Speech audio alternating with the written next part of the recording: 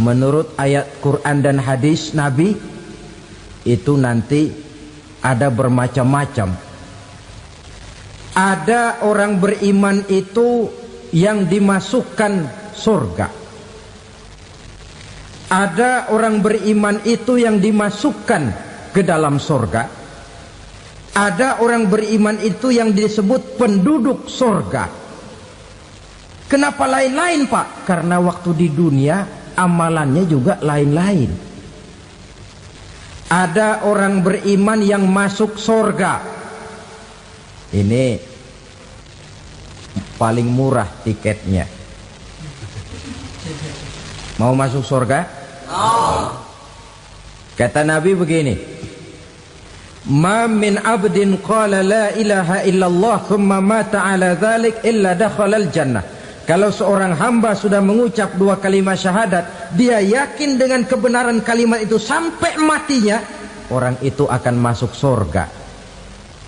Abi Dzar yang waktu itu diajak bicara heran, ya Rasul kok gampang betul? Iya. Walaupun orang itu mencuri, iya. Walaupun orang itu berzina, iya.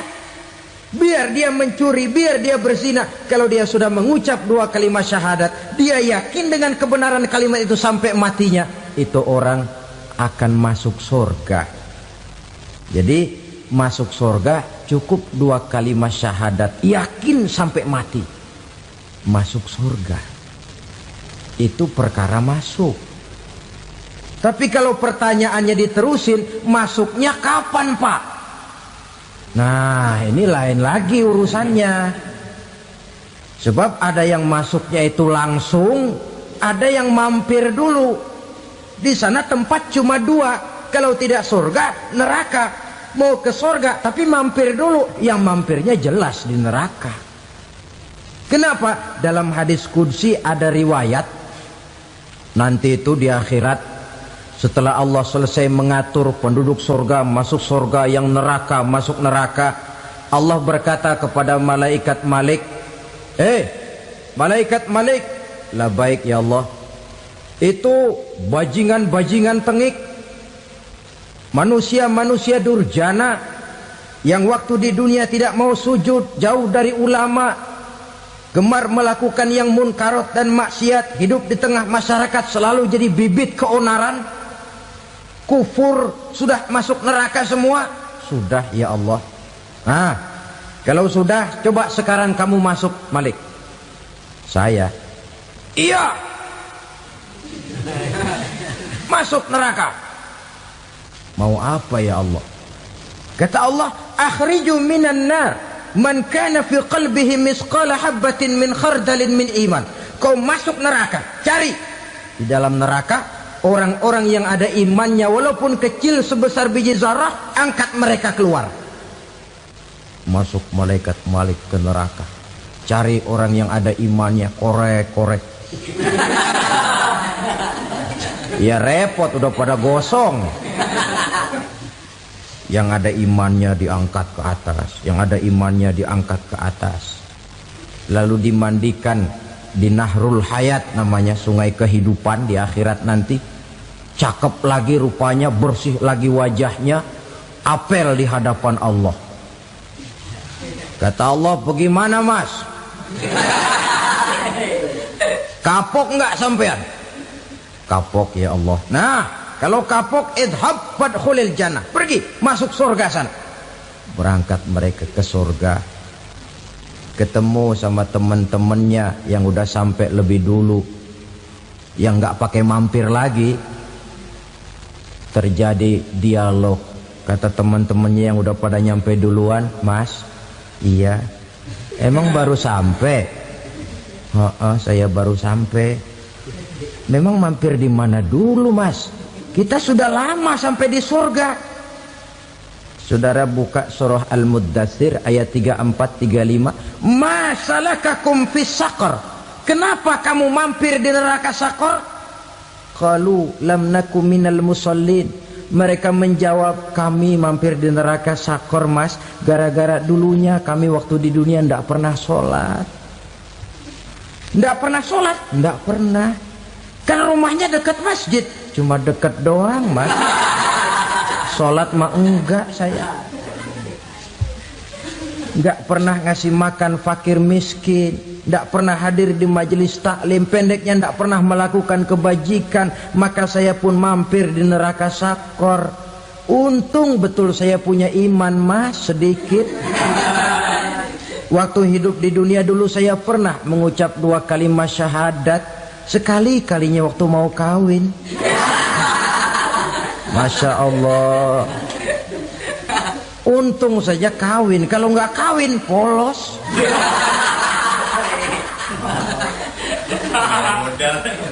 Itu juga pengulu sudah setengah mati ngajarin. Asyhadu alla, asyaduaan, asyaduaan.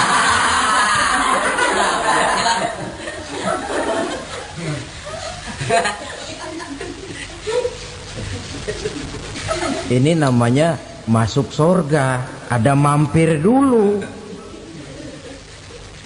Ada pula orang mukmin itu yang dimasukkan surga. Namanya dimasukkan kan terima beres.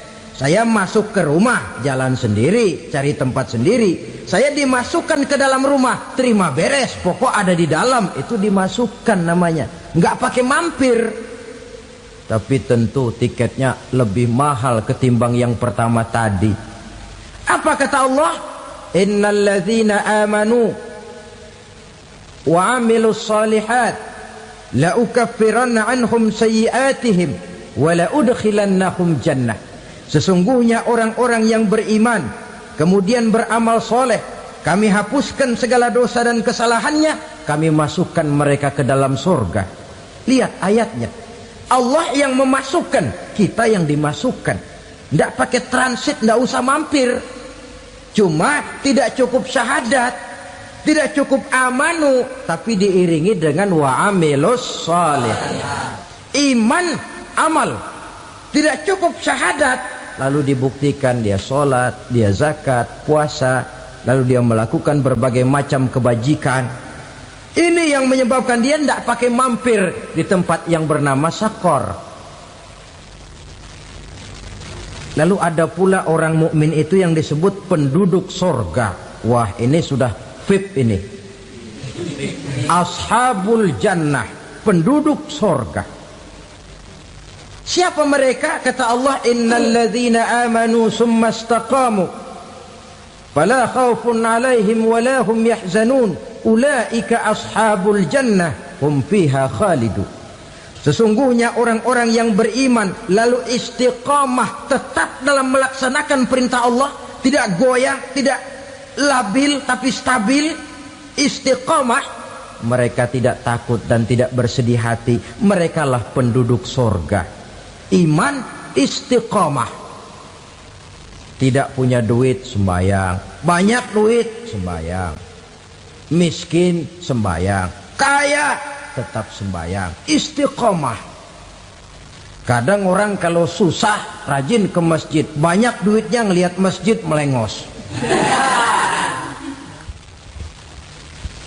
Waktu miskin hamba Allah, setelah kaya jadi hamba harta. Bergeser, tidak ada nilai istiqomahnya. Saudara-saudara, dengan begitu penduduk neraka itu dua. Ada penduduk permanen, ada penduduk yang semi permanen. Yang semi permanen orang-orang beriman yang mempunyai dosa besar. Mereka masuk ke neraka untuk menerima azab sesuai dengan dosanya. Bila selesai masa azab itu, mereka akan diangkat untuk ditempatkan kembali ke dalam surganya Allah Subhanahu wa ta'ala. Nah, dikala itulah saudara-saudara, ada yang disebut syafaat dari Rasulullah Sallallahu Alaihi Wasallam. Tapi tentu jangan lupa, syafaat ini ibarat kain menambal dia. Kita punya kain bolong-bolong sedikit, syafaat yang menambal. Sholat kita ada kurang dikit, sedekah kita ada campur riak dikit, amalan kita ada tidak karena Allah dikit, kita berharap syafaat.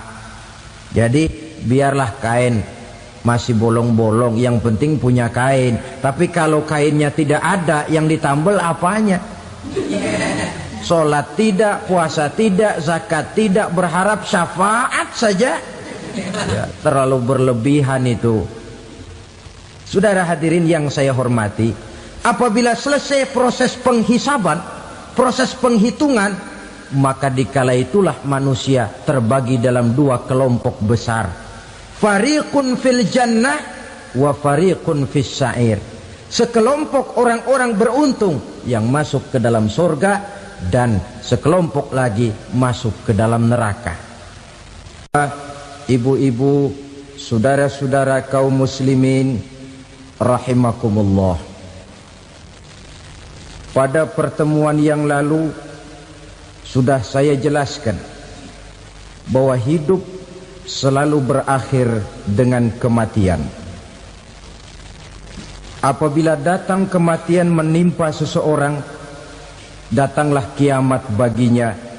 Itu yang disebut dengan kiamat kecil.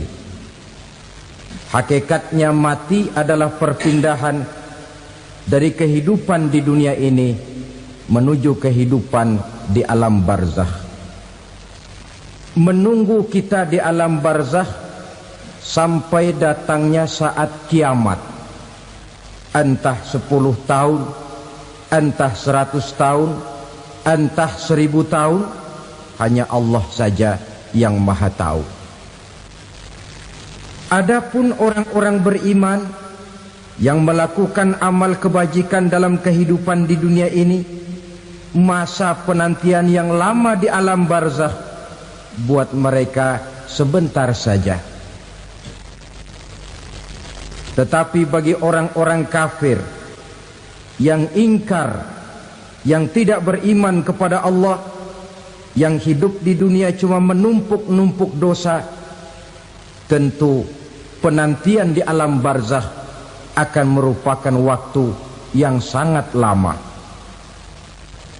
Bukankah dalam kehidupan kita waktu itu memang relatif? Contoh misalnya, bagi pemuda-pemudi yang sedang duduk asyik memadu cinta, waktu 4-5 jam saja rasanya cuma 4-5 menit. Tenggelam oleh keasikan. Tapi buat orang yang berbaring di rumah sakit, meratap di balik-balik apa itu tembok derita kata lagu, di balik dinding-dinding penjara, sehari bagai seminggu, seminggu rasa sebulan, sebulan boleh jadi rasa setahun. Penantian yang sangat lama. Kapan kiamat itu akan datang? Ini rahasia Allah. Jangankan kita yang orang awam, baginda Nabi sendiri tidak diberitahu oleh Allah kapan kiamat itu akan terjadi. Tetapi sungguh pun demikian, banyak hadis-hadis yang menjelaskan ciri atau tanda-tanda datangnya kiamat. Nah, kalau sudah bicara soal tanda kiamat itu ada dua. Pertama yang disebut alamatus sughra, tanda-tanda kecil. Ini waktunya masih ada tenggang. Ada yang dinamakan alamatul kubra, tanda-tanda besar. Artinya kiamat sudah diambang pintu. Apa tanda-tanda kecil dari datangnya hari kiamat itu? Misalnya kata Nabi, apabila ilmu sudah diangkat oleh Allah, artinya apabila ulama sudah banyak wafat, minat orang belajar agama berkurang, lalu kebodohan nampak merajalela di mana-mana, zina dikerjakan secara terbuka, minuman-minuman keras jadi kebanggaan, itu termasuk di antara tanda-tanda kecil terjadinya hari kiamat. Apalagi misalnya iza waladatil ammatu rabbataha, apabila budak sudah melahirkan tuan. Apa maksudnya? Ada yang mentafsirkan apabila anak sudah bisa membudaki orang tuanya. Orang tua yang melahirkan dia, yang membesarkan dia, demi setelah si anak besar jadi orang berpangkat, bertitel, berharta, berkedudukan, jadilah orang tua itu budaknya. Sehingga sering dibilang kalau orang tua kaya, anak jadi raja. Tapi kalau anak yang kaya, orang tua sering jadi budak.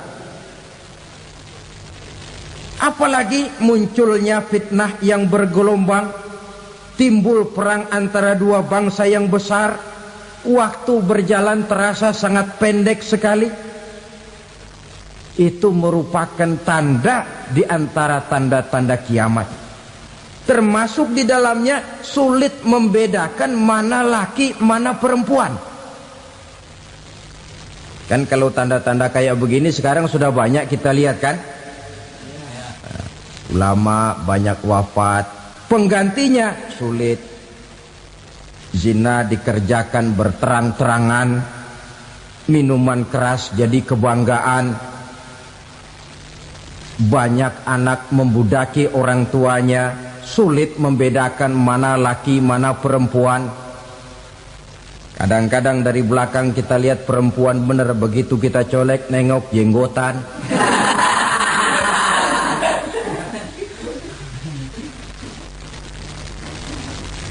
Ini termasuk tanda-tanda kecil, masih ada tenggang sampai akan terjadinya kiamat itu. Nah, yang dimaksud dengan tanda-tanda besar, ini tanda besar artinya kiamat sudah di ambang pintu. Pertama, matahari terbit dari sebelah barat. Apabila matahari sudah terbit dari arah sebelah barat, tertutuplah sudah pintu taubat. Bersabda Nabi kita, la taqumus sa'atu hatta tatlu'a syamsu min maghribiha. Tidak akan datang hari kiamat sampai matahari terbit dari arah sebelah barat. Fa iza tala'at, manakala matahari telah terbit dari arah sebelah barat, wara'ahan nasu, manusia banyak menyaksikan itu, amanu ajma'un, mereka pun lalu beriman. Yang tadinya kafir, yang tadinya ingkar, yang tadinya membangkang, setelah melihat matahari terbit dari sebelah barat, buru-buru beriman, berlomba-lomba mengucap dua kalimat syahadat. Tapi apa yang terjadi? Kata Nabi, wadzalika hina la yanfa'u nafsan imanuha lam takun amanat min qabl. Hari itu adalah hari yang iman sudah tidak berguna lagi bagi seseorang apabila sebelumnya memang dia tidak pernah beriman. Au kasabat fi imaniha khaira, atau beriman tetapi tidak pernah melakukan kebajikan di dalam keimanannya itu. Hari yang sudah kasib, hari yang sudah terlambat, beriman tidak akan ada gunanya lagi. Ini pelajaran buat kita. Sebelum sang surya terbit dari sebelah barat, sebelum nafas sampai di tenggorokan, artinya pintu taubat masih terbuka. Kalau dua hal itu sudah terwujud, nafas sudah sampai di kerongkongan, atau matahari sudah terbit dari arah sebelah barat, tertutuplah sudah pintu taubat. Tak ada lagi gunanya pangkat, jabatan, harta, bahkan beriman pun dalam suasana macam itu. Too late, kata orang Kulon. Sudah terlambat. Matahari terbit dari arah sebelah barat. Itu tanda besar, artinya kiamat sudah di ambang pintu. Lalu apalagi tanda besar? Munculnya Dajjal. Dajjal artinya pendusta-pendusta yang menyesatkan manusia. Ada dua macam Dajjal, saudara. Ada Dajjal kecil. Ini Dajjal kelas teri. Kalau ini sejak zaman Rasulullah sudah ada itu. Tiap zaman ada. Di zaman Rasulullah misalnya ada yang bernama Aswad al-Unsi dari Yaman. Ada yang namanya Musailamah Al-Kazzab dari Yamamah. Ada yang namanya Ibnu Sayyad dari Madinah. Ini dajjal-dajjal di zaman Rasul. Musailamatul Kazzab memproklamirkan diri jadi nabi dia. Di zaman Rasul masih hidup. Ini dajjal zaman Nabi. Di zaman sahabat muncul dajjal-dajjal. Di zaman kita sekarang ini dajjal-dajjal pun gentayangan. Dajjal-dajjal kelas teri. Kerjanya mendustakan manusia, menyesatkan manusia, memalingkan manusia dari jalan yang benar dan diridhoi oleh Allah Subhanahu wa taala. Adapun yang merupakan tanda besar dari datangnya kiamat, dajjal-dajjal kelas kakap. Pembohong-pembohong besar yang menyesatkan masyarakat manusia berpaling dari jalan Allah mengikuti jalan mereka.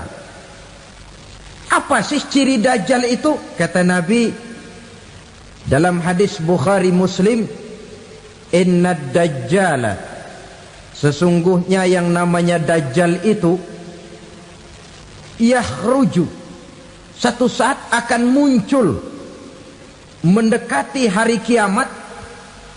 Wa inna ma'ahu ma'an, si dajjal ini membawa air. Wa naran, dan juga membawa api. Dua simbol. Di tangan yang satu dia bawa air, di tangan yang satu dia bawa api. Wa ammal ladzi yarahu an-nasu ma'an fanarun, adapun yang orang banyak lihat air, hakikatnya adalah api. Yang dilihat api, hakikatnya adalah air. Oleh sebab itu, kalau api yang ditawarkan, ambillah air. Kalau air yang ditawarkan, pilihlah api. Maksudnya apa ini? Ini bahasa simbol, saudara-saudara. Dajjal bicaranya seolah-olah untuk kepentingan manusia, menawarkan surga. Surga yang dia tawarkan hakikatnya neraka. Hai manusia, kalau kau mau bahagia, jangan dekat-dekat dengan agama. Solat itu tidak efektif dan efisien, tidak produktif dari segi ekonomi itu. Menghadiri majelis taklim cuma buang-buang waktu. Tahajud, tasbih, tahlil, baca Quran, apa itu? Pekerjaan mubazir saja. Hidup ini cuma sekali, masa yang cuma sekali, manfaatkan dengan sebaik-baiknya. Mumpung, dibawanya sifat mumpung, tetapi dalam pengertian yang sangat negatif.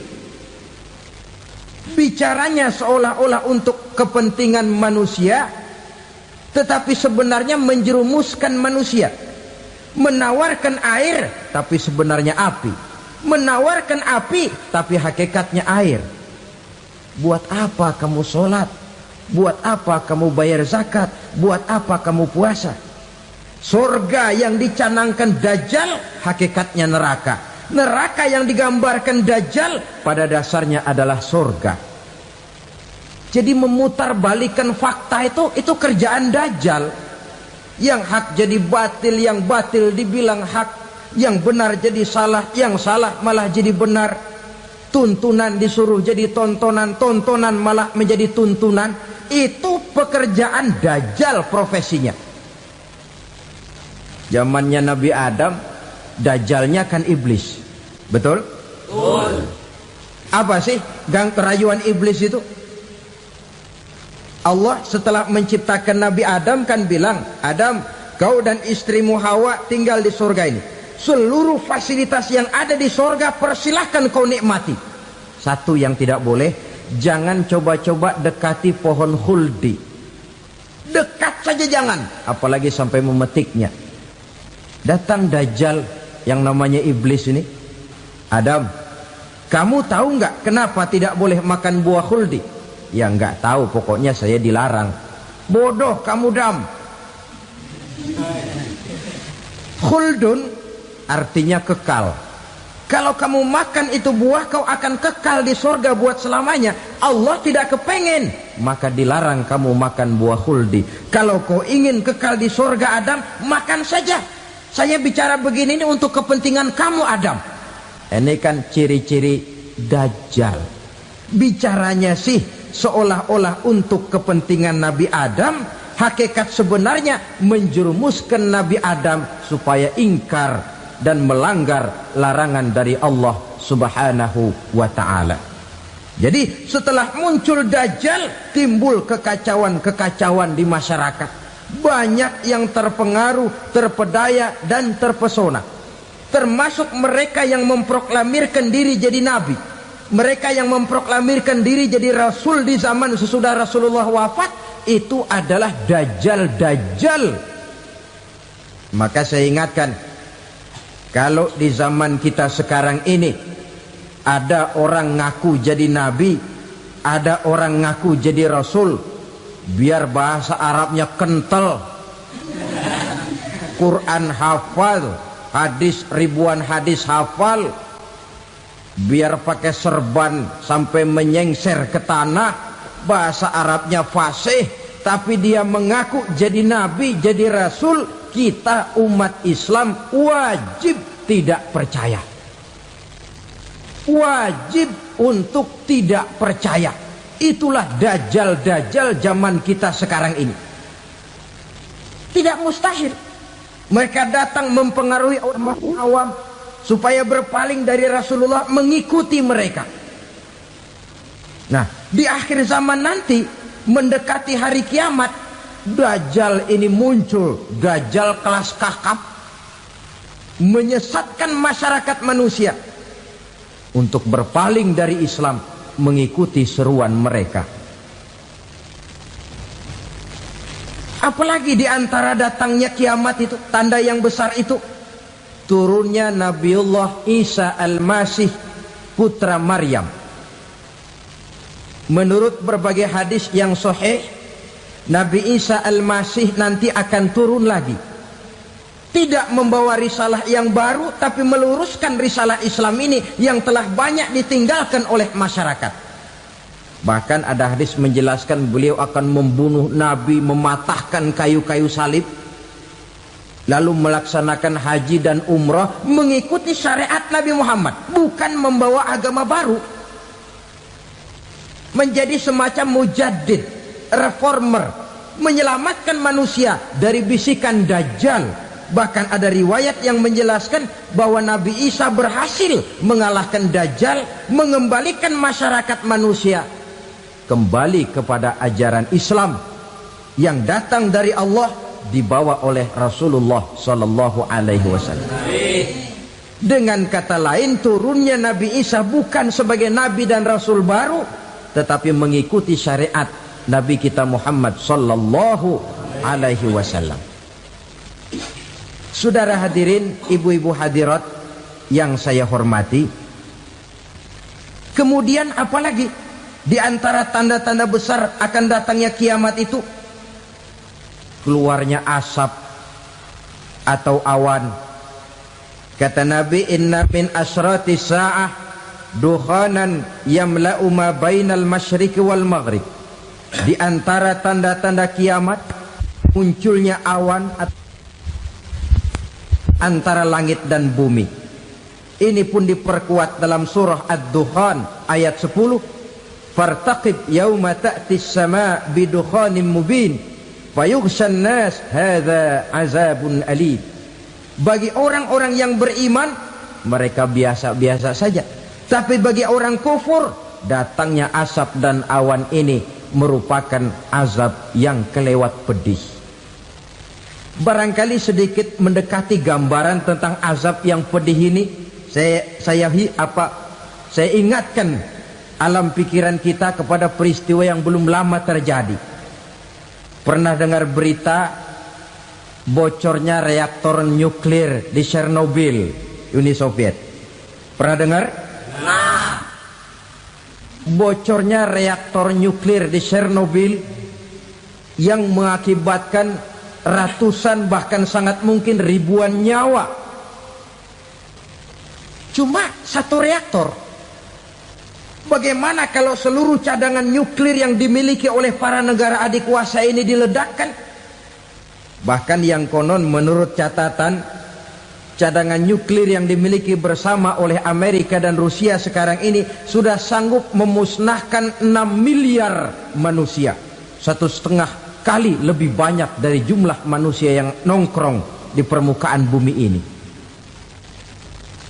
Saudara-saudara hadirin yang saya hormati, lalu saat mendekati hari kiamat, apalagi tandanya? Setelah Nabi Isa wafat, pada saat turunnya yang kedua kali, lalu Allah meniupkan angin sejuk. Semua orang-orang beriman, orang-orang baik wafat, sehingga penghuni bumi ini cuma tinggal lagi terdiri dari orang-orang kafir. Tidak ada lagi di bumi ini yang bisa mengucapkan Allah. Sehingga dalam hadis qudsi itu ada keterangan, innallaha azza wa jalla yaqulu li Israfil. Allah pernah pesan kepada malaikat Israfil, kata Allah, Israfil, idza sami'ta qailan yaqul Allah Allah fa akhirin nafakh 40 sanatan ikraman liqailiha. Hai Israfil, apabila kau dengar di permukaan bumi masih banyak orang yang mengucapkan Allah Allah, maka tunda sangkakala kiamat itu 40 tahun. Untuk apa? Ikraman liqailiha, menghormati orang yang mengucapkan Allah Allah itu. Wah, jadi karena sekarang masih banyak yang mengucapkan Allah, besar hatilah kita, masih jauh kiamat itu. Tapi jangan lupa, kiamat pribadi, kiamat kecil itu yang gak kita sangka-sangka.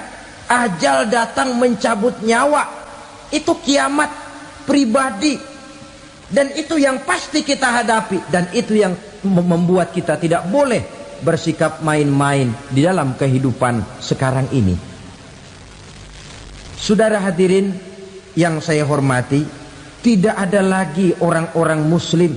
Seluruh penduduk dunia ini kafir. Lalu terciptalah struktur sosial yang berlandaskan prinsip hidup semau gue. Bakal terjadilah prinsip di mana yang kaya menyantap yang miskin, yang kuat menindas yang lemah. Hidup sudah bagaikan di rimba belantara, berlaku hukum rimba. Siapa yang kuat dia yang menang, siapa yang lemah menjadi mangsa. Timbul kekacauan, maksiat merajalela, munkarat menjadi-jadi, sehingga isi bumi ini penuh dengan segala macam perbuatan dosa. Tidak ada perlunya lagi alam diperpanjang temponya. Datang saat yang sudah dijanjikan oleh Allah Azza wa Jalla, maka terjadilah yang disebut kiamat kubra, kiamat besar, kiamat ancur-ancuran. Bagaimana kejadian ini dimulai? Dalam surah Az-Zumar ayat 68, Allah Subhanahu wa taala berfirman, wa nufikha fis suri fasa'iqa man fis samawati wa man fil ardi illa man sya'allahu. Maka manakala ditiuplah sangkakala, terkejutlah seluruh yang ada di langit dan seluruh yang ada di bumi. Bila saat kiamat datang, Allah perintah malaikat Israfil, Israfil, tiup sangkakalamu. Ditiuplah sangkakala oleh malaikat Israfil. Yang akibat daripada tiupan itu, seluruh yang ada di langit, seluruh yang ada di permukaan bumi terkejut. Yang ada di langit siapa? Malaikat kan. Bayangin aja kalau malaikat kaget, apalagi kita. Terkejut seluruh makhluk yang ada di bumi, yang ada di langit mendengar suara sangkakala itu. Bunyinya tidak sanggup kita bayangkan dahsyatnya. Ledakan nuklir, ledakan neutron, belum apa-apa ketimbang bunyi sangkakala malaikat Israfil ini. Nah, lalu mendengar bunyi sangkakala ini, gemparlah makhluk, kacaulah alam. Bumi gempa, planet-planet bertabrakan, gunung meletus, air laut tumpah ke darat, angin topan bertiup, halilintar menyambar. Lalu semua yang bernama hidup mati total. Mati bareng tanpa persiapan. La haula wala quwata illa billah. Saya kadang-kadang dalam tafakur bermohon, ya Allah, mudah-mudahan saya enggak nemuin kiamat beneran. Ngeri. Tidak bisa kita bayangkan macam apa suasana seperti itu. Allah saja banyak memberikan gambaran, misalnya Al-Qari'ah, wa mal qari'ah, wa ma adraka mal qari'ah. Kejadian yang menggemparkan. Tahukah kamu apa kejadian yang menggemparkan itu? Yauma yakunun nasu kal farasil mabsus wa takunul jibalu kal ihnil manfus. Pada saat itu manusia berterbangan bagai kupu-kupu, gunung berterbangan seperti kapas ditiup angin. Gunung saja macam kapas, konon lagi manusia. Kematian total, mulai semut sampai gajah mati, jin mati, iblis mati, malaikat mati. Malaikat saja mati. Saudara hadirin yang saya hormati, kematian total yang tanpa persiapan. Orang bilang, Pak, kalau mati bareng begitu yang repot malaikat maut dong ya.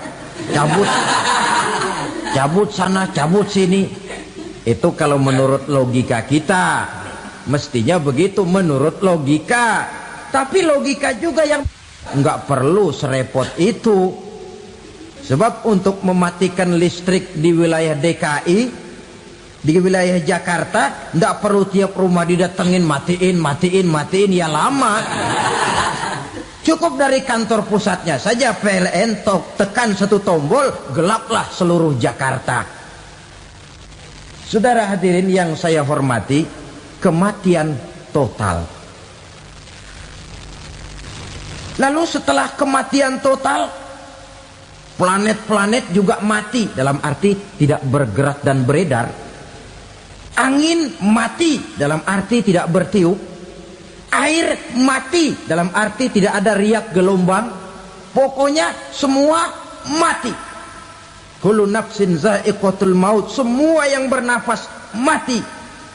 Dalam ayat lain, kullu man 'alaiha fan, semua yang ada di permukaan bumi fana. Yang kekal cuma Allah Subhanahu wa ta'ala. Yang paling belakang mati malaikat maut dan malaikat Israfil. Tapi mati juga sesuai dengan janji Allah. 40 lamanya. Tidak dijelaskan oleh Abi Hurairah 40 jam, apa 40 hari, apa 40 tahun. Hadis-hadis cuma menyebutkan 40 saja. Sunyi alam, yang tinggal cuma Allah saja lagi. Ketika itu Allah berseru-seru, katanya, limanil mulkul yauma, siapa para penguasa hari ini? Mana itu raja-raja dan penguasa yang dulu mengaku jadi Tuhan? Fir'aun, mana Fir'aun sekarang? Yang dulu jadi raja, merasa berhasil, sombong, lalu tidak mau turun-turun dari kekuasaannya, sampai kepada puncak kekurang ajarannya mengangkat diri jadi Tuhan. Mana itu Fir'aun? Namrus, mana sekarang Namrus? La ilaha illa ana, ternyata tidak ada Tuhan lain selain daripada aku, kata Allah. Proses kemudian, saudara-saudara, turunlah hujan dari langit. 40 lamanya hujan itu. Tidak jelas juga 40 jam apa 40 hari. Setelah air turun membasahi, datanglah tiupan sangkakala yang kedua. Semua yang bernama mati bangkit dari kuburnya masing-masing. Ini yang disebut Yaumul Ba'thi, hari kebangkitan. Allahu Akbar. Pada saat kita bangkit dari kubur kita masing-masing, kumpul di padang mahsyar namanya. Bayangin aja, saya sendiri nggak sanggup bayangin. Manusia sejak zaman Adam sampai zaman kiamat kumpul bareng di tempat sama. Berapa banyaknya itu?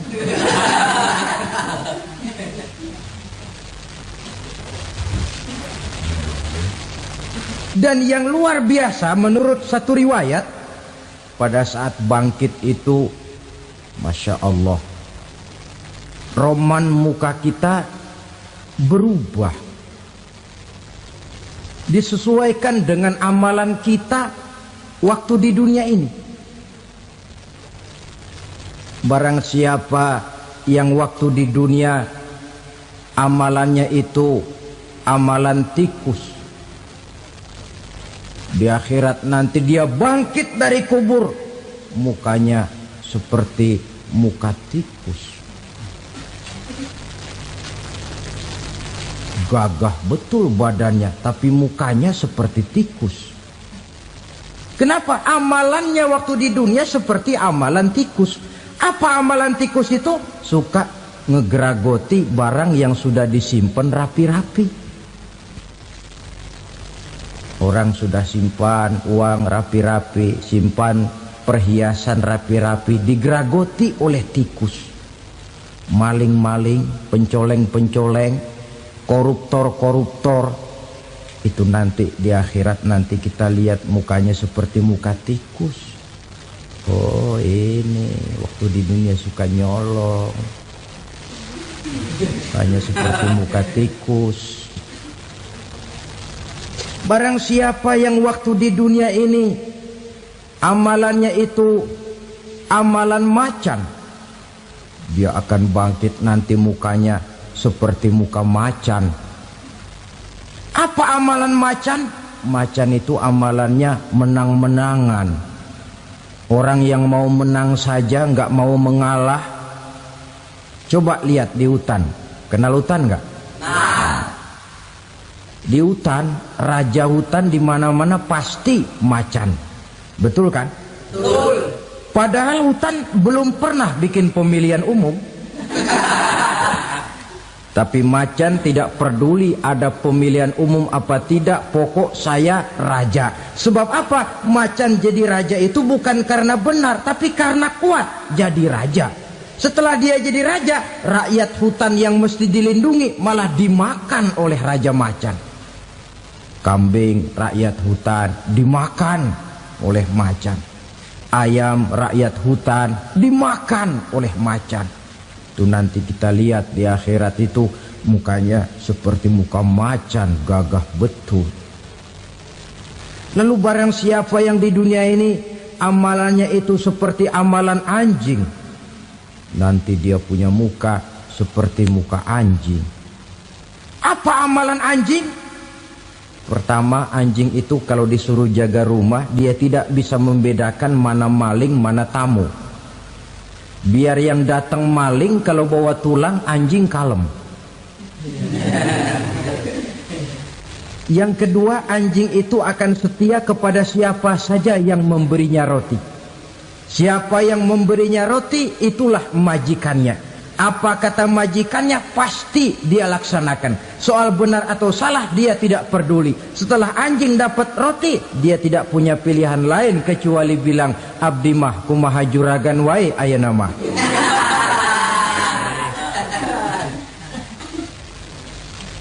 Saudara hadirin yang saya hormati, berkumpul di padang mahsyar, tiap orang sibuk dengan persoalannya masing-masing. Matahari waktu itu didekatkan oleh Allah, panas luar biasa. Ada yang saking panasnya itu mencucurkan peluh keringat sampai sebatas mata kakinya. Ada yang keringatnya sampai sedengkulnya, ada yang keringatnya sampai sepusatnya, ada yang keringatnya mengalir sampai sebahunya, ada yang kelelap oleh keringatnya sendiri, sementara orang di sampingnya nggak apa-apa. Bergantung lagi amalan dia waktu di dunia ini. Saudara-saudara, sebagian orang dalam kepanikan padang mahsyar berombong-rombong datang mereka menghadap Nabi Adam. Ya Adam, anta abal bashar. Hai Adam, Tuhan adalah bapak moyang manusia. Kami sebentar lagi akan disidang, dimintakan pertanggungan jawab. Tolonglah kami, hai Adam. Kata Nabi Adam, jangankan nolongin sampean, saya sendiri tanggung jawab di hadapan Allah ketika dulu tidak boleh makan khuldi, saya serobot. Sudahlah, urus diri masing-masing saja, nafsi. Begitu kata Nabi Nuh, begitu kata Nabi Ibrahim. Tiap orang bertanggung jawab sendiri-sendiri. Ketika itulah saudara-saudara, nikmatnya menjadi umat Nabi besar Muhammad sallallahu alaihi wasallam. Sebab apa? Walaupun menurut abjad kita ini umat paling belakang, paling belakang kita ini toh, karena Nabi Muhammad adalah Nabi akhir, tapi akan dihisap lebih dulu, lewat di atas sirat lebih dulu, masuk surga lebih dahulu ketimbang umat-umat belakangan. Ketika Rasul mendekati ajal, beliau tanyakan itu kepada malaikat Jibril. Malaikat Jibril berkata, Muhammad jangan khawatir, Allah sudah berjanji, inni haramtul jannata ala sairil anbiya hatta tadkhulaha anta wa haramtuha ala sairil umami hatta tadkhulaha ummatuka. Surga aku haramkan buat seluruh nabi kecuali kalau engkau Muhammad sudah masuk ke dalamnya, dan surga aku haramkan buat seluruh umat kecuali kalau umatmu Muhammad sudah masuk ke dalamnya. Logikanya, walaupun menurut abjad kita umat paling belakang, bakal dihisap paling dulu, lewat di atas sirat paling dulu, masuk surga paling dulu, kalau mampir ke neraka juga paling dulu. Ya resiko. Jangan mau enaknya aja paling dulu. Saudara hadirin yang saya hormati, setelah masa kebangkitan itu jangan dikira begitu bangkit langsung diperiksa. Masih menunggu menanti ribuan tahun perhitungan padang mahsyar untuk sampai kepada proses yang disebut yaumul hisab, hari perhitungan. Seorang demi seorang bakal dipanggil. Bayangkan saja, kita se-RT saja di absen, kadang-kadang perlu waktu lama. Ini manusia sejak zaman Nabi Adam sampai datang hari kiamat, satu demi satu disidang di hadapan Qadhi Rabbul Jalil. Status sosial copot sudah waktu itu. Yang pernah jadi hartawan di situ tidak lagi kelihatan kehartawanannya. Yang pernah jadi jenderal tidak lagi dipanggil jenderalnya. Yang ustadz tidak lagi dipanggil al-mukarramnya. Seluruh status sosial selesai. Dipanggillah kita seorang demi seorang menghadap Qadhi Rabbul Jalil. Bagaimana proses penghisaban itu? Pertama, proses tanya jawab. Di antaranya ada hadis menyatakan, lan tazula qadama 'abdin yaumal qiyamah hatta yus'ala an arba'i khisalin. Besok di hari kiamat tidak akan bergeser telapak kaki seorang hamba sampai dia ditanya lebih dulu tentang 4 persoalan. Tentang ilmunya, kemana ilmu itu diamalkan. Tentang umurnya, di mana umur itu dihabiskan. Tentang masa mudanya, kemana masa muda itu dipakai. tentang hartanya, dari mana harta itu didapat dan kemana harta itu dibelanjakan. Ini termasuk proses tanya jawab. Jadi kalau istilah pengadilan dunia, nama Fulan bin Fulan. Kamu waktu di dunia diberikan umur panjang untuk apa? Pernah mengalami masa muda, kemana kau habiskan masa remajamu? Kau diamanahkan ilmu, dengan apa ilmumu kau amalkan? Kau diberikan harta, dari mana harta kau dapat, kemana kau belanjakan? Tak seorang pun yang bisa mungkir.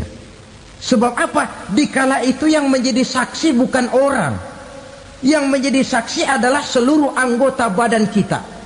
Tangan bicara, kaki jadi saksi terhadap seluruh amalan yang pernah kita kerjakan pada saat kehidupan di alam dunia ini.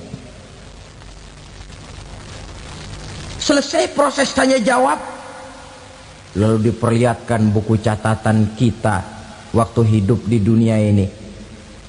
Jangan lupa Allah itu menyiapkan 2 superkomputer kepada kita. Sebelah ditempelin sebelah kanan, yang sebelah tempelin di sebelah kiri. Komputer itu namanya Raqib dan Atid, 2 malaikat yang apabila baik kita lakukan, refleks saja akan menulis kebajikan kita. Jahat kita kerjakan, akan tertulis. Catatan itu nanti diperlihatkan kepada kita. Waduh, alangkah malunya pada saat diperlihatkan catatan kita, buku rapot kita merah melulu. Barangkali diperiksa sambil diomelin, brengsek lo. Buku merah melulu begini, bagaimana waktu hidup di dunia? Tidak cukup diperlihatkan buku catatan kehidupan, rekaman kehidupan. Rekaman kehidupan kita secara utuh sejak terlahir sampai ajal datang merenggut nyawa. Barangkali mirip dengan video sekarang ini, di mana terekam dengan baik seluruh kegiatan kita, sejak yang sekecil-kecilnya sampai kepada yang sebesar-besarnya. Untuk kemudian kita pun menerima balasan. In khairan fa khairun wa in syarran fa syarrun. Kalau baik ya baik balasannya, kalau jahat ya jahat juga balasannya. Catatan-catatan kita diberikan. Kalau banyak kebajikannya diberikan di tangan kanan dengan cara yang halus. Kalau banyak kejahatannya diberikan dari sebelah kiri atau dilempar dari belakang. Itulah sebabnya sejak di dunia ini kita sudah mohon kepada Allah. Ketika berwudu membasuh tangan kanan, apa kita bilang? Allahumma a'tini kitabi biyamini wa hasibni hisaban yasira. Ya Allah, berikan saya kitab di tangan kanan, dan kalau saya memang perlu dihisap, hisaplah saya yang seringan-ringannya. Tangan kiri berlindung kita kepada Allah, jangan sampai diberikan kitab di tangan kiri atau dari arah sebelah belakang. Wa a'udzubika an tu'tiya kitabi bishimali aw min wara'i zuhri, dari arah sebelah belakang. Na'udzubillah min dzalik. Setelah selesai lewat proses penghisaban, lewat mizan, timbangan, maka yang sudah selesai dihisab itu bergeraklah menuju sirat, jembatan yang terbentang menuju surga melalui neraka. Saudara-saudara, panjangnya perjalanan sirat itu memakan waktu ratusan tahun. Tetapi orang yang lewat di atas sirat pun macam-macam, bergantung amalannya ketika di dunia ini. Ada yang lewat di atas sirat itu kalbarkil khatib, seperti kilat yang menyambar, lep, sudah sampai dia di surga. Cepat bukan main. Ada yang lewat di atas sirat itu seperti orang lari-lari. Ada yang lewat di atas sirat itu seperti orang jalan biasa. Ada yang sambil merangkak, ada yang sambil ngesor, ada yang sambil gelayutan, ada yang selamat sampai ke ujung ke surga, ada yang tergelincir jatuh masuk ke dalam neraka, bergantung amalannya dalam kehidupan di dunia sekarang ini. Tiap kita akan melewati yang namanya sirat ini. Saudara-saudara kaum muslimin yang saya hormati, dengan demikian mereka yang selamat melalui sirat sampai ke terminal akhir surga, mereka yang ketika dihisab ternyata banyak kejahatannya daripada kebaikannya, mereka singgah di dalam neraka. Nah, adapun orang-orang yang beriman menurut ayat Quran dan hadis Nabi itu nanti ada bermacam-macam. Ada orang beriman itu yang dimasukkan surga. Ada orang beriman itu yang dimasukkan ke dalam surga. Ada orang beriman itu yang disebut penduduk surga. Kenapa lain-lain, Pak? Karena waktu di dunia amalannya juga lain-lain. Ada orang beriman yang masuk surga. Ini paling murah tiketnya. Mau masuk surga? Kata Nabi begini, ma min abdin qala la ilaha illallah thumma mata ala dhalik illa dakhalal jannah. Kalau seorang hamba sudah mengucap dua kalimat syahadat, dia yakin dengan kebenaran kalimat itu sampai matinya, orang itu akan masuk surga. Abi Dzar yang waktu itu diajak bicara heran, ya Rasul kok gampang betul? Iya, walaupun orang itu mencuri, iya, walaupun orang itu berzina, iya, biar dia mencuri, biar dia berzina, kalau dia sudah mengucap dua kalimat syahadat, dia yakin dengan kebenaran kalimat itu sampai matinya, itu orang akan masuk surga. Jadi masuk surga cukup dua kalimat syahadat, yakin sampai mati, masuk surga. Itu perkara masuk. Tapi kalau pertanyaannya diterusin, masuknya kapan, Pak? Nah, ini lain lagi urusannya. Sebab ada yang masuknya itu langsung, ada yang mampir dulu. Di sana tempat cuma dua, kalau tidak surga, neraka. Mau ke surga tapi mampir dulu, yang mampirnya jelas di neraka. Kenapa? Dalam hadis qudsi ada riwayat, nanti itu di akhirat, setelah Allah selesai mengatur penduduk surga masuk surga, yang neraka masuk neraka, Allah berkata kepada malaikat Malik, malaikat Malik, labaik ya Allah, itu bajingan-bajingan tengik, manusia-manusia durjana yang waktu di dunia tidak mau sujud, jauh dari ulama, gemar melakukan yang munkarat dan maksiat, hidup di tengah masyarakat selalu jadi bibit keonaran, kufur, sudah masuk neraka semua. Sudah ya Allah. Nah, kalau sudah, coba sekarang kamu masuk, Malik. Saya, iya, masuk neraka. Mau apa ya Allah?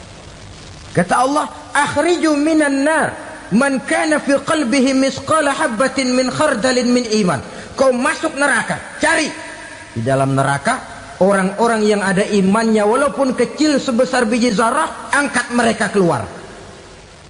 Masuk malaikat Malik ke neraka, cari orang yang ada imannya, korek-korek.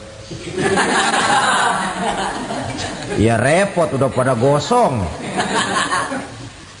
Yang ada imannya diangkat ke atas, yang ada imannya diangkat ke atas, lalu dimandikan di Nahrul Hayat, namanya sungai kehidupan di akhirat nanti. Cakep lagi rupanya, bersih lagi wajahnya, apel di hadapan Allah. Kata Allah, bagaimana mas? Kapok nggak sampean?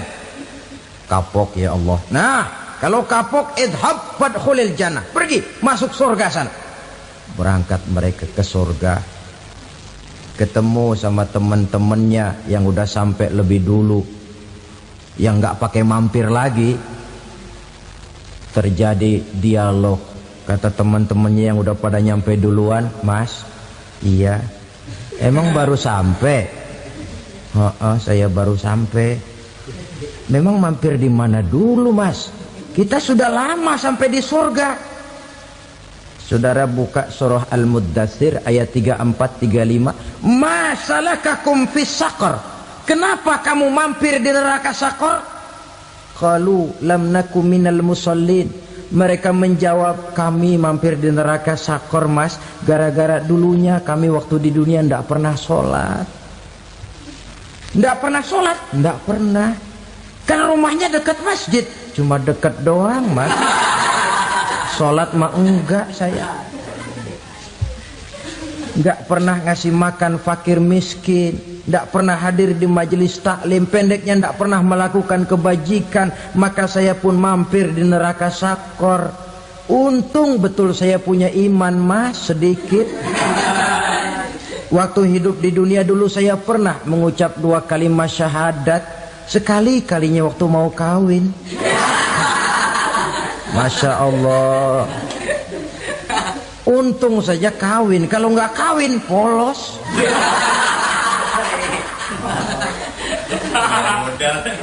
Itu juga pengulu sudah setengah mati ngajarin. Asyhadu alla, asyaduaan, asyaduaan.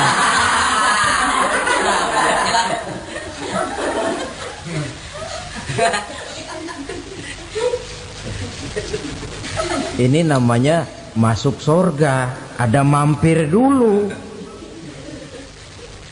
Ada pula orang mukmin itu yang dimasukkan surga. Namanya dimasukkan kan terima beres. Saya masuk ke rumah, jalan sendiri, cari tempat sendiri. Saya dimasukkan ke dalam rumah, terima beres, pokok ada di dalam, itu dimasukkan namanya. Nggak pakai mampir. Tapi tentu tiketnya lebih mahal ketimbang yang pertama tadi. Apa kata Allah? Innal ladzina amanu wa amilus salihat la ukaffiranna anhum sayyi'atihim wa la udkhilannahum jannah.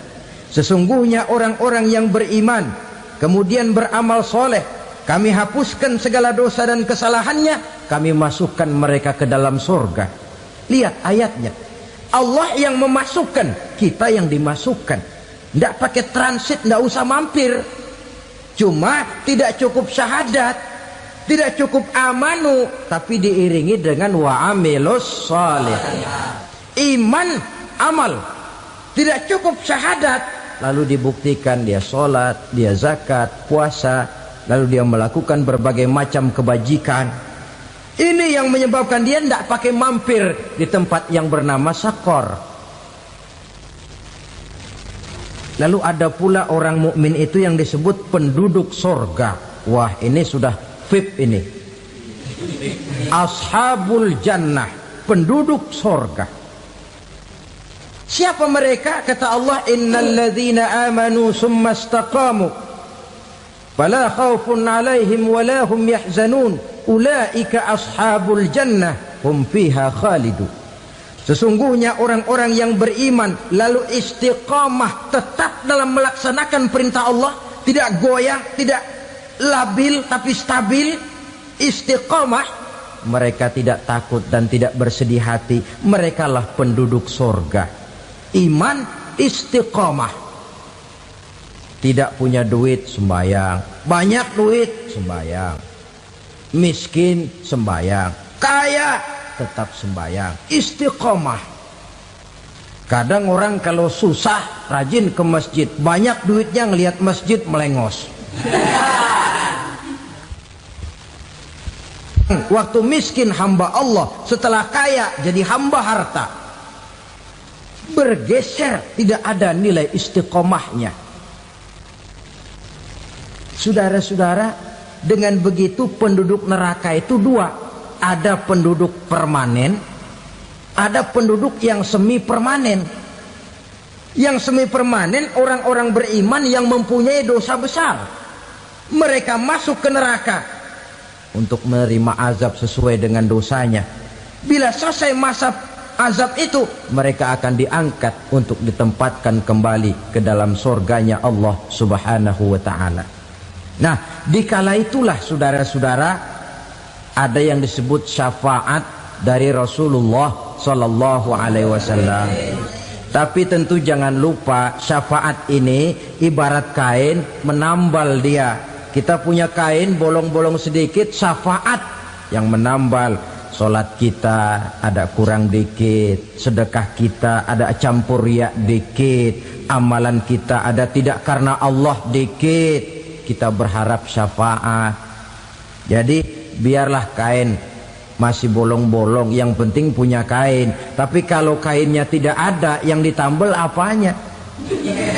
Solat tidak, puasa tidak, zakat tidak, berharap syafaat saja. Ya, terlalu berlebihan itu. Saudara hadirin yang saya hormati, apabila selesai proses penghisaban, proses penghitungan, maka dikala itulah manusia terbagi dalam dua kelompok besar. Fariqun fil jannah wa fariqun fis sa'ir. Sekelompok orang-orang beruntung yang masuk ke dalam surga, dan sekelompok lagi masuk ke dalam neraka. 7 macam perkara yang merusak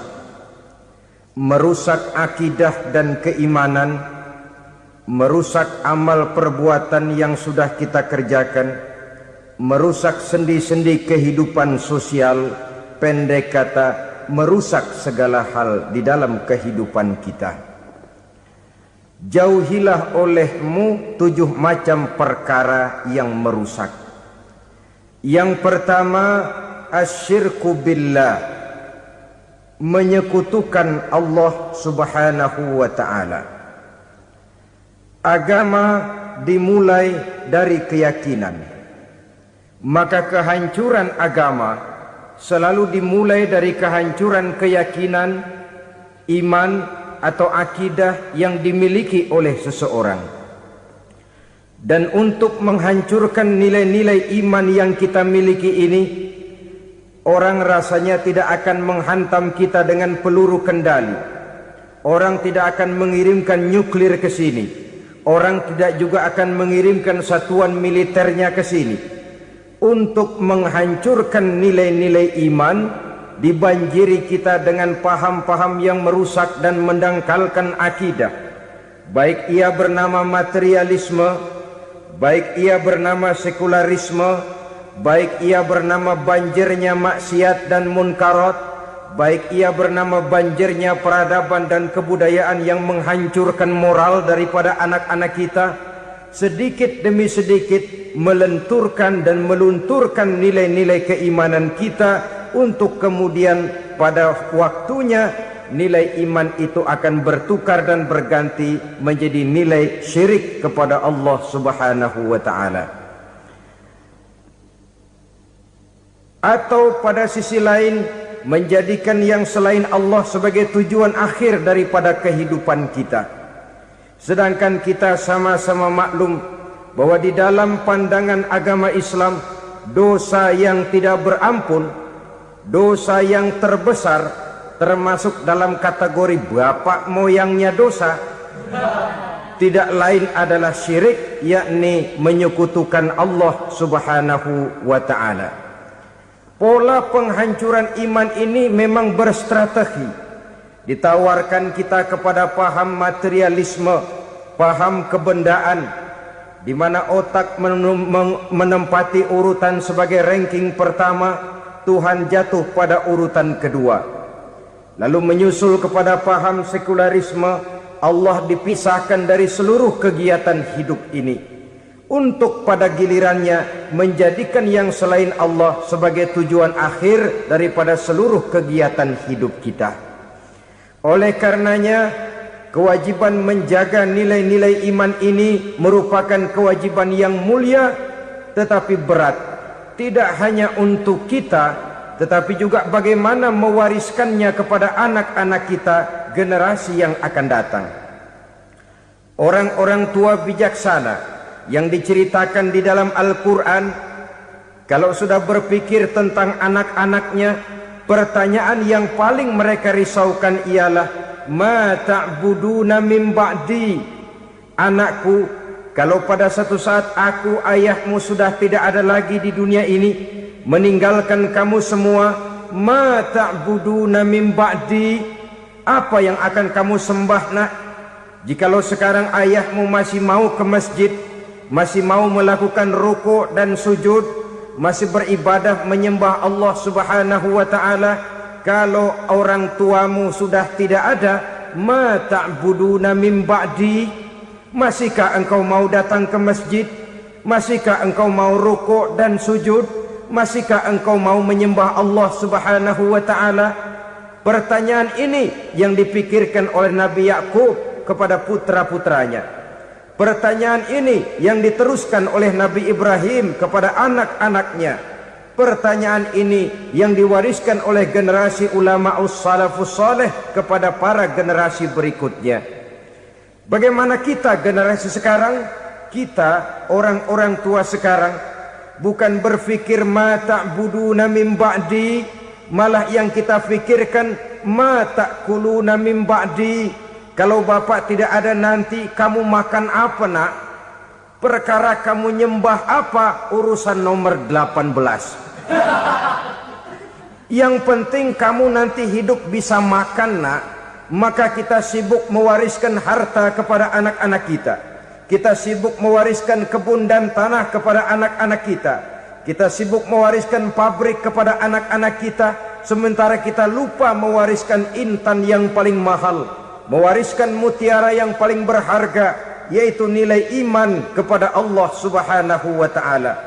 Alangkah baiknya apabila warisan harta, warisan tanah dan kebun, warisan rumah dan pabrik didasari lebih dahulu dengan mewariskan nilai iman kepada Allah Subhanahu wa ta'ala. Sebagai orang-orang tua, kita boleh bersedih kalau anak kita tidak mengerti komputer. Kita boleh bersedih kalau anak kita tidak mengerti matematika. Kita boleh bersedih kalau anak kita tidak mengerti bahasa Inggris.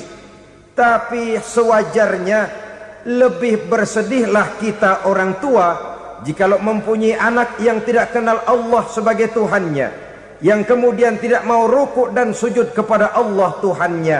Itulah kemalangan yang paling malang bila kita meninggalkan generasi yang tidak bertauhid kepada Allah Subhanahu wa ta'ala. Betapapun anak kita tidak ngerti komputer, saudara, paling-paling kerugiannya cuma kerugian dunia. Masuk dia ke alam barzakh, munkar nakir tidak akan sempat tanya kau belajar komputer apa tidak. Kumpul dia di padang mahsyar, malaikat juga tidak akan tanya matematikamu nilainya berapa. Yang ditanya kau kenal Allah, kau rukuk dan sujud kepadanya, kau pernah datang ke masjid. Oleh karena itu sekali lagi, menjaga nilai iman tidak hanya untuk kita, tetapi juga mewariskannya kepada anak-anak kita generasi yang akan datang. Sungguh kemalangan yang paling besar apabila kita meninggalkan anak-anak kita. Mereka kita tinggalkan lemah ekonominya, itu tidak baik. Mereka kita tinggalkan lemah otaknya, itu pun akan membuat mereka tertinggal oleh yang lain. Tapi yang paling celaka jikalau kita tinggalkan mereka dalam kondisi lemah imannya, rapuh akidahnya, tidak baik dan tidak betul keyakinan hidupnya. Oleh karena itu Nabi berpesan, jauhilah 7 perkara yang merusak. Yang pertama, syirik kepada Allah Subhanahu wa ta'ala. Menyekutukan Allah baik dalam ucapan, dalam keyakinan ataupun dalam perbuatan. Ini perkara pertama yang termasuk 7 perusak besar di dalam kehidupan. Kalau sudah jatuh kita ke lembah syirik, bagaimanapun banyak kebaikan yang kita kerjakan, berjiwa sosial, bertangan pemurah, gemar menolong orang lain, kalau memang dasarnya syirik, maka seluruh kebaikan kita akan hancur, tidak akan ada nilainya dalam pandangan Allah Subhanahu wa ta'ala.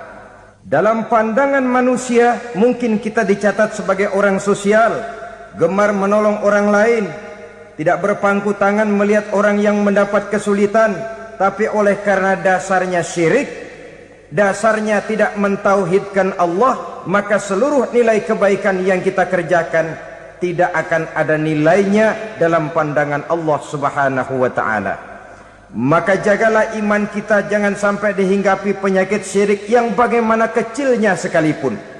Sekali lagi, baik syirik dalam bentuk ucapan, syirik dalam bentuk keyakinan, sampai kepada syirik dalam bentuk perbuatan, kita berhindar kepada sifat-sifat yang sedemikian itu. Karena apa? Dalam satu ayat Quran Allah Subhanahu wa taala menjelaskan, innallaha la yaghfiru ayyushraka bih wa yaghfiru ma duna dzalika liman yasha. Allah tidak akan memberi ampun kepada orang-orang yang menyekutukannya, tapi Allah masih mau memberikan ampun kepada dosa-dosa yang selain itu bagi orang-orang yang dikehendakinya. Dosa selain syirik, apabila kita bertaubat, Allah masih mau mengampuni. Tapi kalau sudah jatuh ke tempat syirik, itu sudah dosa yang tidak berampun. Taubatnya tidak lain melepas syirik, kembali kepada tauhid, berkeyakinan bahwa hanya ada Allah Subhanahu wa taala, Tuhan satu-satunya yang lam yalid wa lam yulad wa lam yakul lahu kufuwan ahad. Tidak beranak, tidak pula diperanakkan, dan tidak satupun yang dapat menyerupai Tuhan Allah Subhanahu wa taala. Saudara-saudara kaum muslimin rahimakumullah, bahwa kita di zaman sekarang memang tidak menyembah berhala, ya. Bahwa kita tidak berterang-terangan mengatakan Tuhan lebih dari satu, memang. Bahwa kita tidak berkeyakinan Tuhan itu punya anak atau diperanakkan, tentu. Tapi dalam perbuatan dan i'tiqad, kita kadang-kadang jatuh tanpa kita sadari ke tempat yang bernama syirik ini. Oleh karenanya, di zaman di mana teknologi makin canggih, di mana kemajuan pembangunan makin menjangkau berbagai aspek kehidupan, diperlukan keseimbangan antara kemajuan fisik material dengan kemajuan mental spiritual. Apabila tidak ada keseimbangan, yang terwujud tentulah kepincangan, yang diawali dengan pincangnya cara kita berpikir, sehingga pada akhirnya akan mengarah kepada pincangnya cara kita berbuat dan bertindak di dalam kehidupan kita. Oleh karena itu Nabi berpesan, jauhilah sifat syirik, karena syirik merupakan dosa yang teramat besar. Ini sifat merusak yang pertama. Yang kedua, kata Nabi, wasihra, jauhilah sihir. Sihir ini juga termasuk perkara yang merusak kehidupan. Kita semua sama-sama maklum bahwa sihir sebenarnya bukan persoalan baru.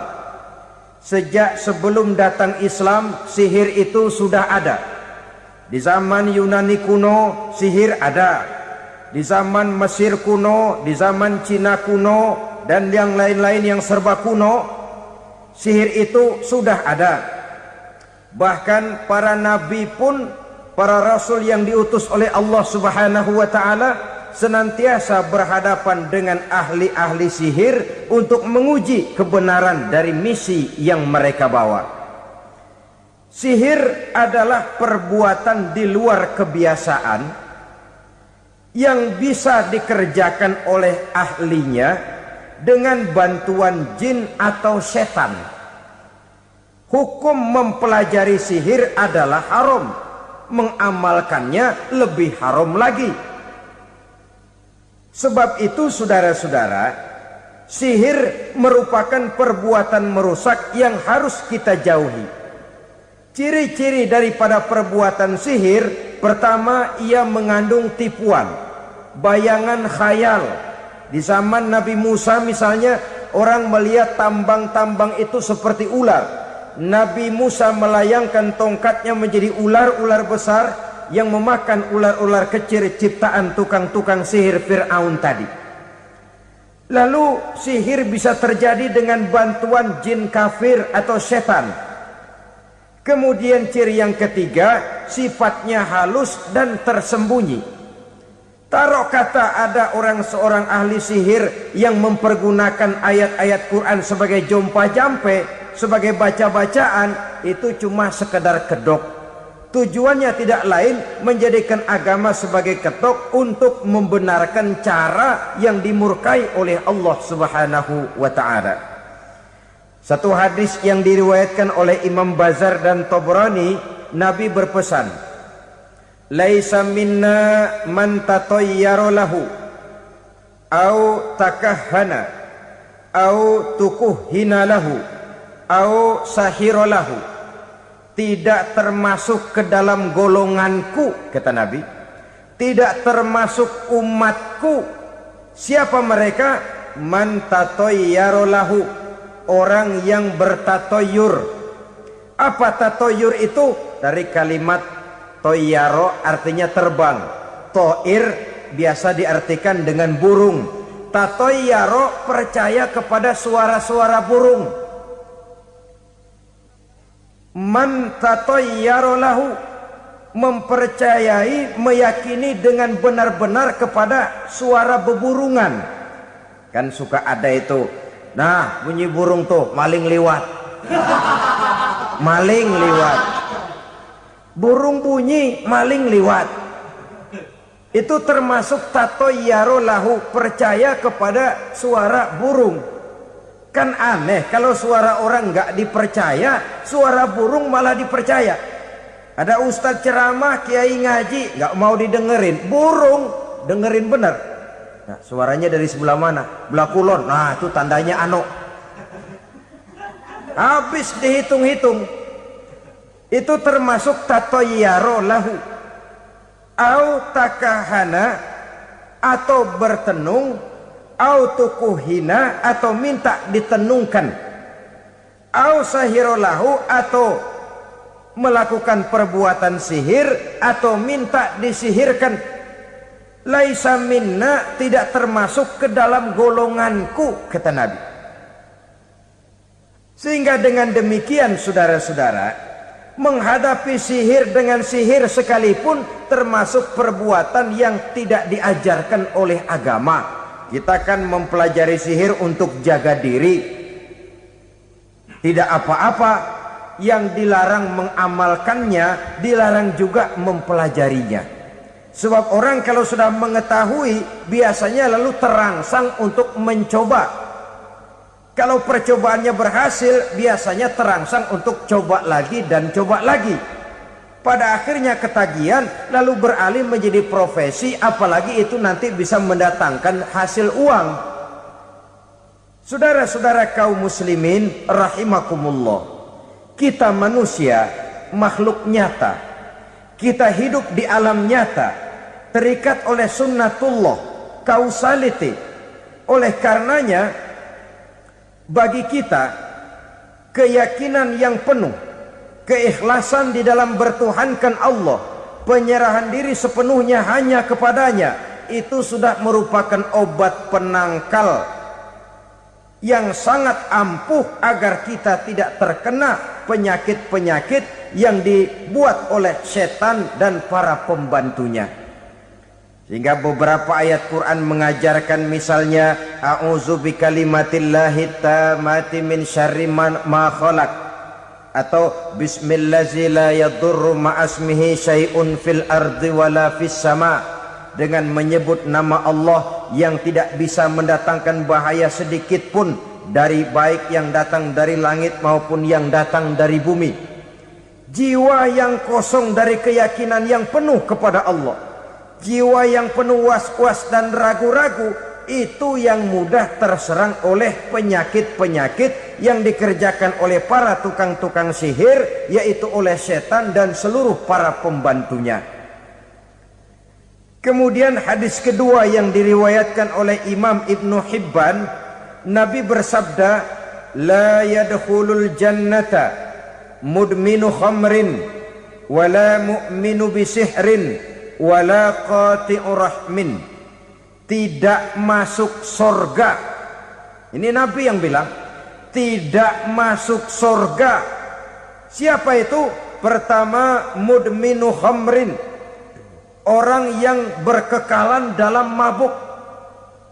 Selalu mudminun itu sudah menjadi perbuatan rutinnya, tidak kapok-kapoknya, teler seumur hidup.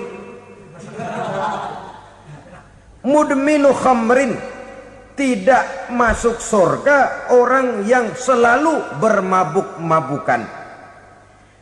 Yang kedua, wala mu'minu bisihrin, orang mukmin tapi main sihir. Ini juga oleh Nabi diperingatkan, tidak akan masuk surga orang mukmin tapi suka main sihir. Wala qati'ur rahmin, dan tidak juga orang yang memutuskan silaturahmi. 3 macam manusia yang diperingatkan Nabi tidak akan masuk surga: orang yang selalu mabuk, orang mukmin yang main sihir, dan orang yang memutuskan silaturahmi. Saudara-saudara kaum muslimin rahimakumullah. Lalu orang berkata, kenapa dilarang kita bersihir? Padahal Rasul sendiri kan punya mukjizat. Nah, kita memang harus membedakan antara mukjizat dengan sihir. Dalam kehidupan agama kita kenal ada yang namanya mukjizat, ada yang namanya karomah atau keramat biasa diucapkan, ada yang namanya maunah, ada yang namanya irhas, ada juga yang namanya sihir. Kesemuanya ini berbeda, saudara-saudara. Yang dinamakan mukjizat itu khusus untuk para rasul saja. Satu kejadian luar biasa yang terjadi dilakukan oleh rasul atas izin dari Allah Subhanahu wa taala. Perbedaannya dengan sihir jelas. Sihir dari setan, mukjizat dari Allah. Sihir bisa dipelajari, mukjizat tidak. Sihir umumnya untuk maksud-maksud yang tidak baik, sedangkan mukjizat untuk memperkuat kebenaran yang disampaikan oleh para rasul dan ditentang oleh umatnya. Bahkan kafir Quraisy dahulu menganggap orang-orang ahli sihir itu berada dalam satu posisi yang hina, sehingga mereka mengatakan dan menuduh Nabi Muhammad sebagai tukang sihir. Tuduhan sebagai tukang sihir adalah tuduhan yang sangat aib dan hina. Di tengah masyarakat kufar jahiliyah, kedudukan tukang sihir dipandang sebagai kedudukan yang hina, sehingga mereka mengejek Nabi dengan sebutan tukang sihir. Jadi mukjizat hanya untuk Rasul saja. Kemudian karomah. Karomah ini asal kata dari karomah, kehormatan, kemuliaan yang diberikan Allah kepada hamba-hambanya yang rajin mendekatkan diri kepadanya.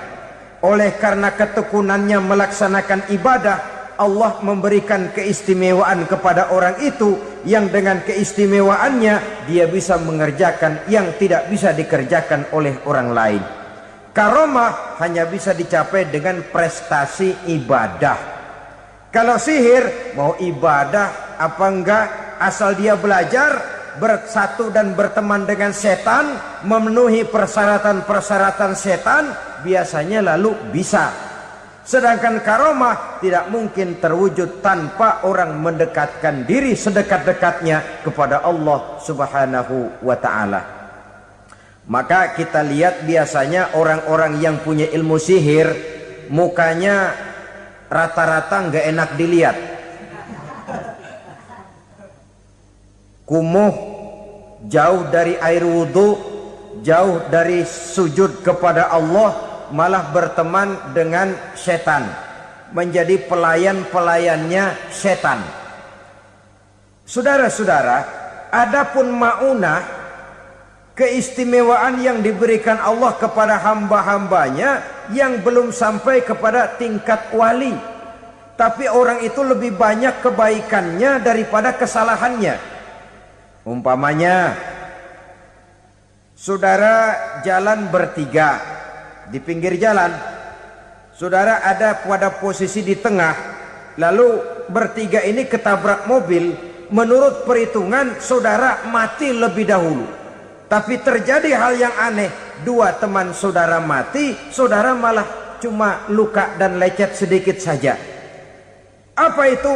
Kalau kita lebih banyak kebaikannya daripada kesalahannya, itu yang dinamakan ma'unah, pertolongan yang diberikan Allah kepada hamba-hambanya yang lebih banyak kebaikannya daripada kesalahannya.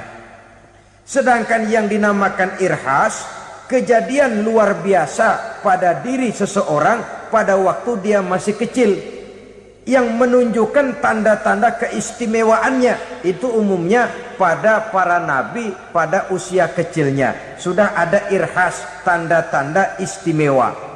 Jelas baik mukjizat, karomah, maunah maupun irhas berbeda dengan sihir. Sihir ini jelas saja merupakan bantuan dan persekutuan antara manusia dengan setan. Padahal setan, kata Allah dalam Al-Quran, innahu lakum aduwwum mubin, sesungguhnya setan bagi kamu adalah musuh yang sangat jelas. Saudara-saudara kaum muslimin rahimakumullah, di zaman sekarang dalam menghadapi beban kehidupan yang makin pelik, menghadapi stres yang tidak kunjung selesai, menghadapi persoalan-persoalan yang teramat berat, orang sering mencari jalan keluar kepada hal-hal yang menurut pendapatnya bisa meringankan beban moralnya itu. Pergilah dia mencari sesuatu yang dapat meringankan bebannya. Dan tidak jarang yang jatuh ke pangkuan tukang-tukang tenung, ke pangkuan tukang-tukang sihir, yang mereka itu oleh Quran dijelaskan kazabal munajjimun walau sodaku. Tukang-tukang tenung, tukang-tukang sihir, mereka itu bohong walaupun benar. Maksudnya bohong walaupun benar, artinya kalau yang mereka kerjakan benar, itu sih kebenaran. Benar dengan kebenaran itu lain. Kebenaran, kebetulan bisa, tapi tidak untuk selalu. Apalagi kalau itu sudah membahayakan kehidupan orang lain. Jadi oleh karena itu Nabi berpesan, jauhilah daripada sihir. Kalau sudah jauhilah dari sihir, artinya ya jauhilah daripada mempelajarinya, jauhilah daripada bergaul dengan orang-orang yang ahli di bidang itu, karena dari pergaulan segalanya bisa menular. Baiklah saudara, ini yang kedua. Yang ketiga pesan Nabi, wa qatlan nafsil lati harramallahu illa bil haq, membunuh orang lain dengan cara yang tidak benar, membunuh orang yang diharamkan oleh Allah Subhanahu wa taala untuk melakukannya kecuali dengan alasan yang benar. Kita tahu Islam adalah agama damai, sesuai dengan namanya. Ia tidak dikembangkan dengan pedang dan kekerasan. Ia dikembangkan dengan keteladanan dan tuntunan moral. Oleh karena Islam bukan agama kekerasan, Islam pun tidak mementingkan dan mengajarkan kekerasan kecuali dengan alasan yang benar dan bisa dipertanggungjawabkan. Membunuh dengan sengaja, menghilangkan nyawa orang lain tanpa alasan yang bisa dibenarkan adalah merupakan dosa besar dan satu di antara 7 perkara yang bisa mendatangkan kerusakan dalam kehidupan dan yang hendaknya harus kita jauhi. Saudara-saudara kaum muslimin rahimakumullah, beberapa waktu yang lalu di sebuah kota kecil yang indah bernama New Auckland. Saudara tahu New Auckland? Itu dari Gunung Kidul masih ngidul lagi. Pernah diadakan satu seminar yang membicarakan bagaimana menyelamatkan masyarakat manusia dari bahaya Perang Dunia Ketiga. Diperkirakan kalau terjadi Perang Dunia Ketiga, manusia tidak akan tersisa. Sebab apa? Pada waktu itu cadangan nuklir yang dimiliki oleh bersama Amerika dan Rusia konon sudah sanggup memusnahkan 6 miliar manusia pada saat jumlah manusia baru 5 miliar. Jadi kelebihan nuklir dunia ini. Kalau terjadi perang dunia ketiga, sulit manusia untuk tersisa. Maka dibahaslah di dalam seminar itu, wah, supaya tidak terjadi perang dunia ketiga, maka perlombaan membuat senjata-senjata canggih, alat-alat pembunuh modern harus segera dibatasi. Dibahas, tidak mungkin kita membatasi perlombaan membuat senjata. Kenapa? Makin maju ilmu dan teknologi, makin canggih senjata yang ditemukan. Atom sudah meningkat menjadi nuklir, nuklir sudah meningkat menjadi neutron, dan kita tahu bom yang bernama neutron ini bom yang cukup membunuh tanpa perlu merusak. Artinya kalau dia diledakkan di kota kita ini, bangunan utuh, jembatan tidak ambruk, rumah-rumah tetap berdiri, tapi semua yang bernama hidup mati. Itu katanya lebih sopan dari bom atom. Sebab kalau si atom ini sudah membunuh, merusak pula. Neutron cukup membunuh saja tanpa perlu merusak. Jadi majunya senjata-senjata teknologi sebagai akibat yang logis dari kemajuan ilmu pengetahuan ini tidak bisa kita batasi.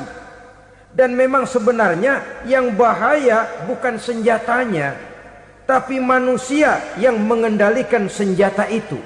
Mereka kembali kepada prinsip the man behind the gun. Bukan senjatanya yang bahaya, tapi manusia yang mengendalikan senjata itu yang bahaya. Walaupun senjatanya modern, katakanlah model M16 umpamanya, kalau yang mengendalikannya orang beriman, insya Allah aman. Tapi biar megang cuma senapan angin, kalau yang megang orang brutal, ngeri kita deket-deket. Apalagi kalau memang bukan ahlinya menggunakan senjata, bisa ngeker kaki kena jidat.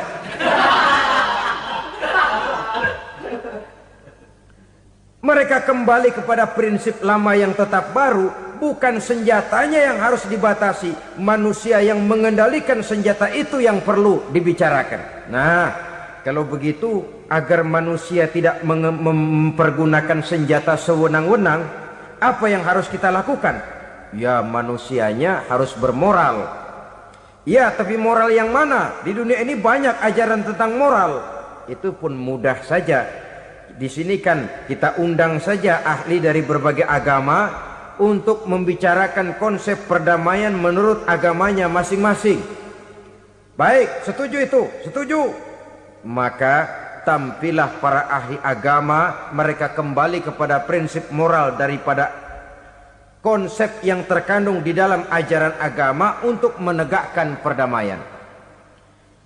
Mula-mula naiklah ahli dari agama Hindu, dibacakan konsep perdamaian menurut ajaran agama Hindu, bahwa untuk damai manusia harus meninggalkan nafsu keduniaannya, menempuh samsara dan sebagainya untuk mencapai nirwana, menjauhi kemegahan dan kemewahan dunia. Ini lalu dibahas, rasanya juga tidak mungkin ini. Kemudian dari agama Nasrani, bahwa untuk damai manusia harus menciptakan sifat kasih sayang. Kalau ditampar pipi kiri, berikan pipi yang kanan. Kalau diberikan selendang, berikan baju. Nanti orang kasihan, lalu dia tidak akan nampar lagi. Ketika ini dibahas, ternyata rasanya pun tidak mungkin bisa diterima. Karena apa? Di zaman sekarang orang ditampar pipi kiri, dikasih pipi kanan. Bukan kasihan, gemes.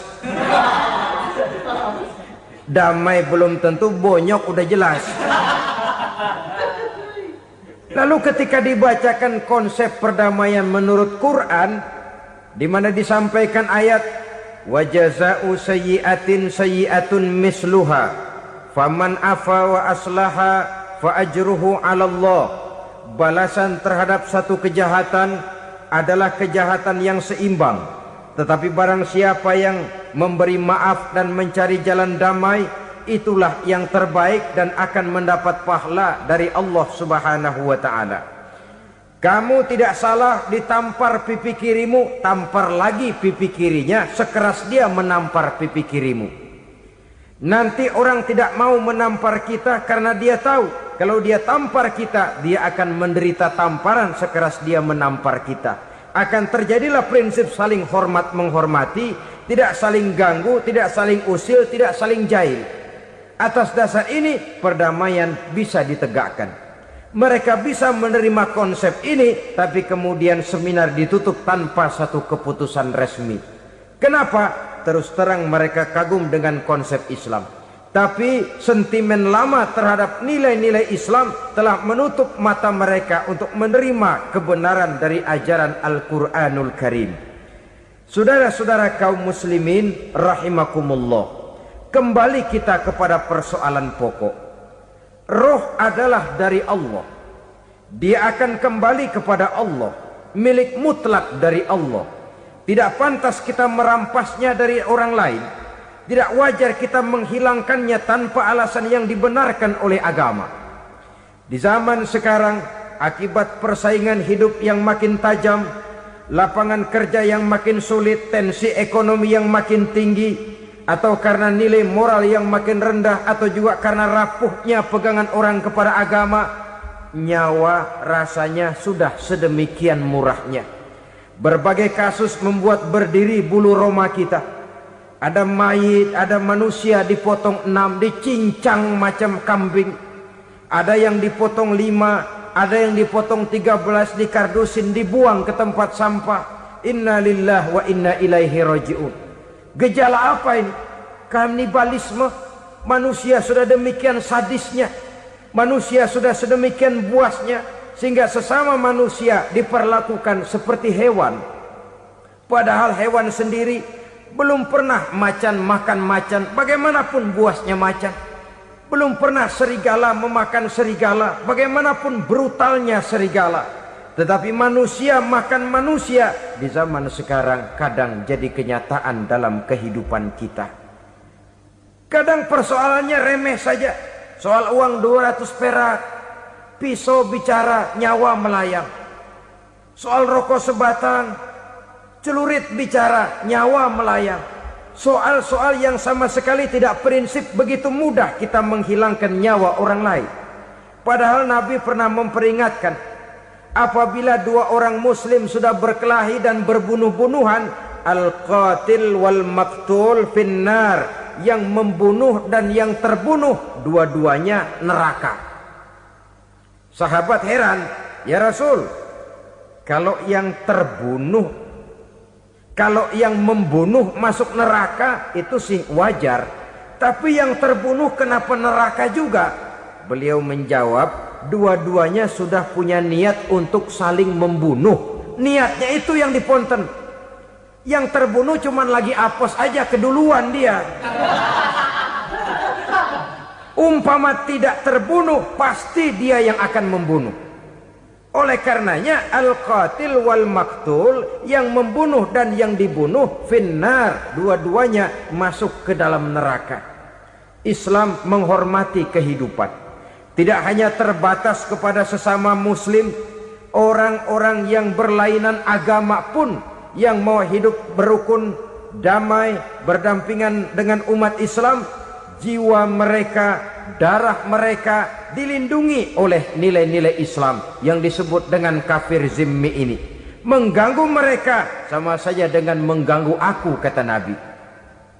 Jadi oleh karena itu, sayangilah sesama. Kehidupan adalah anugerah Allah, bukan wewenang kita untuk mencabutnya dari orang lain. Bukan wewenang kita untuk merampas dan menghilangkannya dari orang lain.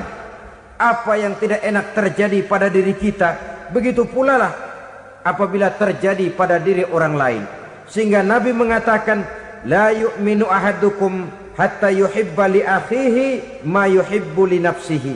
Belum dikatakan beriman seseorang kamu apabila dia belum mencintai saudaranya seperti ia mencintai dirinya sendiri. Apa yang enak dirasakan oleh orang lain, enak juga dirasakan oleh dia. Mengukur orang lain dengan diri sendiri. Kalau orang lain tanpa salah saya fitnah, kalau saya tanpa salah difitnah orang, enak apa enggak? Enggak, orang lain juga begitu. Kalau orang lain tanpa salah saya tempeleng kepalanya, enak apa tidak? Tidak. Orang lain juga begitu. Yang tidak enak terjadi pada diri kita, tentu tidak enak juga kalau terjadi pada orang lain.